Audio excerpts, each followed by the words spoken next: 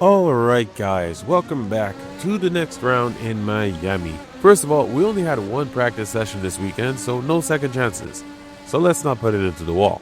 But good news, the conditions this weekend were actually great. The track temperature was stable, the grip felt solid, and overall it was perfect for pushing and dialing in the setup. But Miami being Miami, it wasn't all smooth. In real life, we saw Charles Leclerc having a moment in the famous Mickey Mouse section and completely losing the rear, spinning the car around. And honestly, I can't even laugh too much because I struggled there too. That section is so easy to overdrive, especially in Assetto Corsa where you need to set up the car just right, especially in the first part of that section, or else there goes the rear. Another cool thing this weekend is that we had the Miami special liveries running, and we also had them running in with the AI. And I've got to say, the V-Carb rolled out a clean design that actually suits the Miami vibe. But for Ferrari, well, Ferrari tried something different. I'll let you guys decide in the comments what you think about that one. But real big world bombshell that dropped during this time was when we found out that Adrian Newey was leaving Red Bull. That was crazy news, as back then we didn't know where he would go next. Ferrari or another team, whoever could give them the biggest paycheck.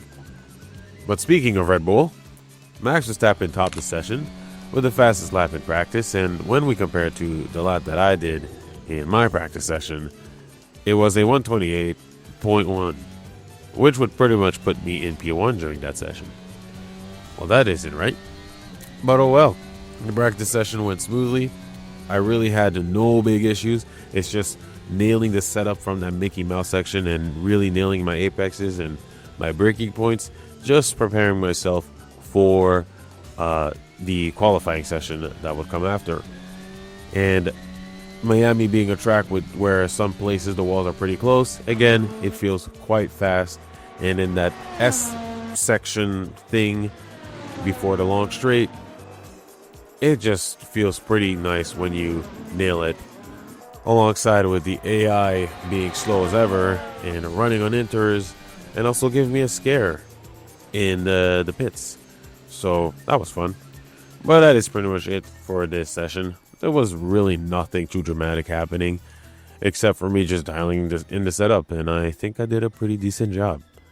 So let's just get into the qualifying session, where I decided to increase the track grip, as you know, it improved during the weekend, but I increased it to about slow. It seemed about right, not trying to make it super fast. It was pretty fast in that weekend as well, but it is what it is.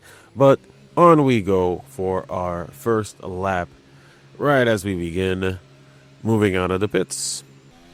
Now, after warming on my tires and preparing myself, I go off for my first lap, trying my best to nail the braking points, as I saw the AI was extending the track like that, so I decided to do the same thing to really get a wide turn in on turn one, and trying my best to nail the Mickey Mouse section as I feel the rear going away from me and onto the final straight. And we're just going to skip through that part because it's just driving in a straight line anyway. After the braking point for the final corner, or final two corners, whatever, I kind of missed the apex a little bit, but this is just my first run. And at the end, I managed to put in a time of 128.4. So definitely slower than my FP1 fastest time. And I also wanted to check to see, did I cut that corner? It seems like I didn't. I think I was just about on the line. So that lap is very much valid. I was just making sure if the lap corners, whatever, the track limits were good in this map. But yeah, this lap was not quick enough, so I go for my second lap in FP1 and really nail those S's, going so close as to going off track. But here I do a nice turn in, and surprisingly I hit the apex, I think. I guess I got close enough. This corner was quite tricky, and as we see here, I don't think this was my best entry into that corner, as I didn't make it wide enough. But as we enter again through the Mickey Mouse session, try my best not to lose the rear, and unfortunately I did not set the car up right correctly. So I basically did what Charles Leclerc did in FP1. And that's something that happened. Even I think in 23, Ocon did the same thing or something like that. I don't know. But yeah, at the end of this lap, obviously it's invalid and obviously it's too slow. I had a bit of fuel, extra fuel, so I decided, you know what, I'm not going to head into the pits and get a new set of tires.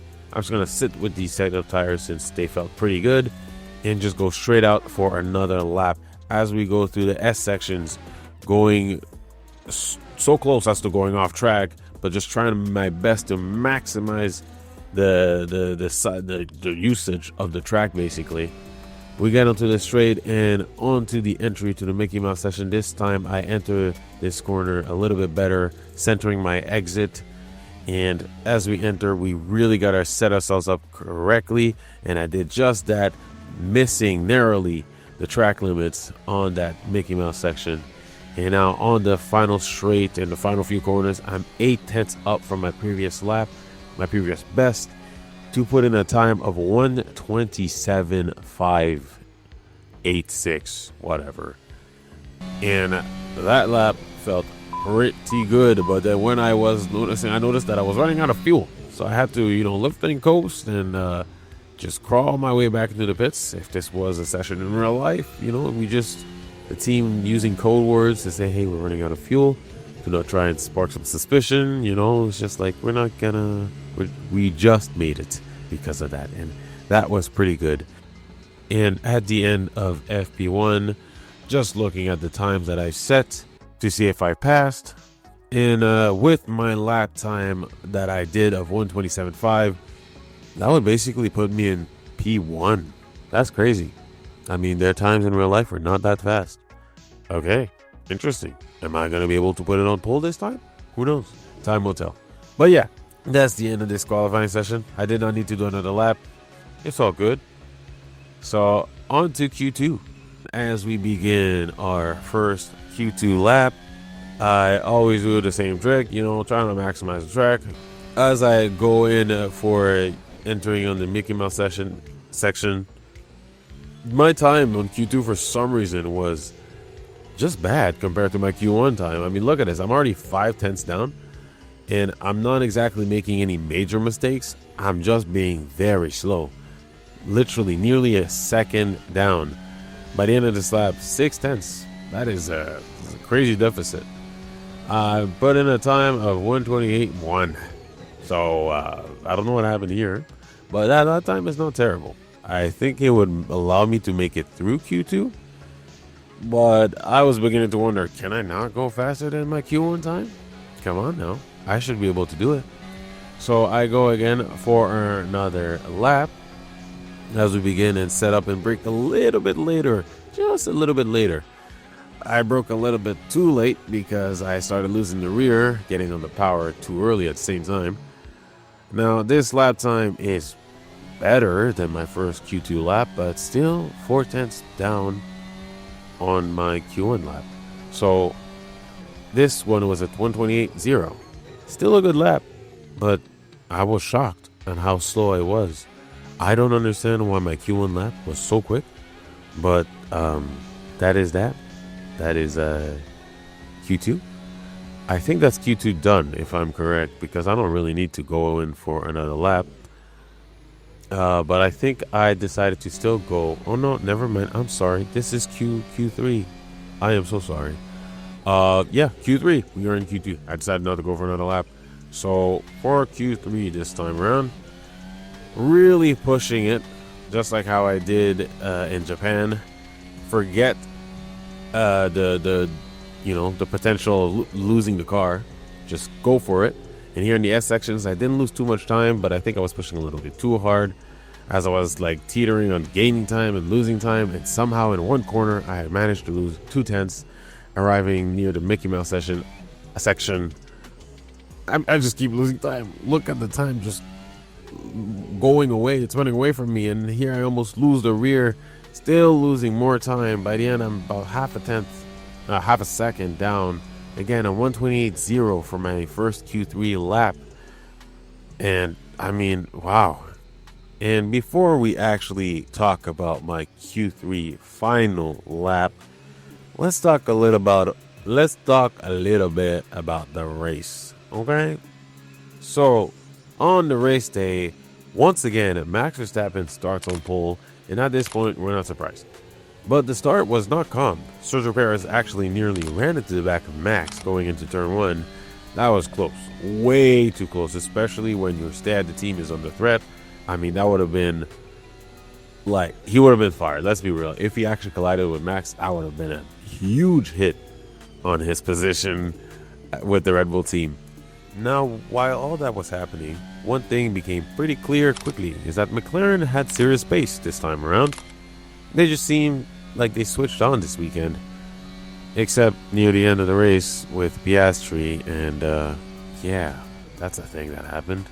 But meanwhile, the Mercedes situation, watching Lewis Hamilton fighting Nico Hulkenberg, no disrespect to Hulk, but 3 years into these regulations and Mercedes were still struggling this hard, honestly, it was tough to watch.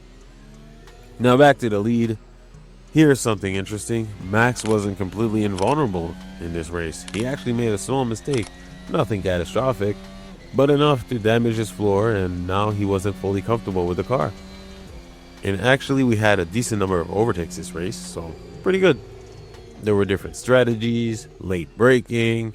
It wasn't a train. It actually felt pretty alive, so that's a good thing that this track actually brought in some decent action. Then came the drama. Kevin Magnussen and Logan Sargent collided, bringing out the safety car, and that changed everything. Because of that, Lando Norris was able to pit exactly at the right time, and after the restart, this is where it got real. Lando maintained the lead and handled the pressure and didn't give Max the opening he needed. And then finally, at the end of this race, it happened. The day Lando no wins stopped being a joke. This was the day Lando Norris won his first ever Formula One race. After all the podiums, all the near misses, he finally did it. Lando actually broke the curse. Some will say it was luck, but a win is a win, and it was well deserved.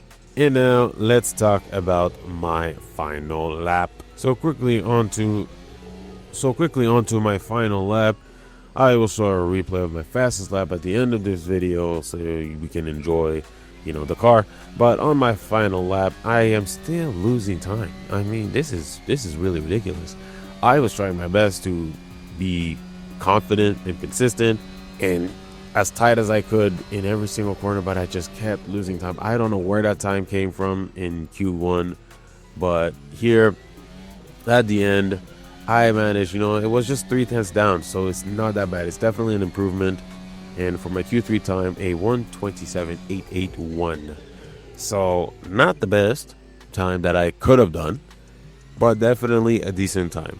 I wish I would have been able to improve it, but it is what it is, because that lap time actually would put me in, I would be in P7, right in front of George Russell. So yeah. That marks the end of this video. Enjoy the replay of my fastest lap in Q1. Shockingly. Makes no sense. But it is what it is. And I will see you guys in the next race in Imola. Remember, like, share, subscribe. And we'll see you in the next one. Goodbye.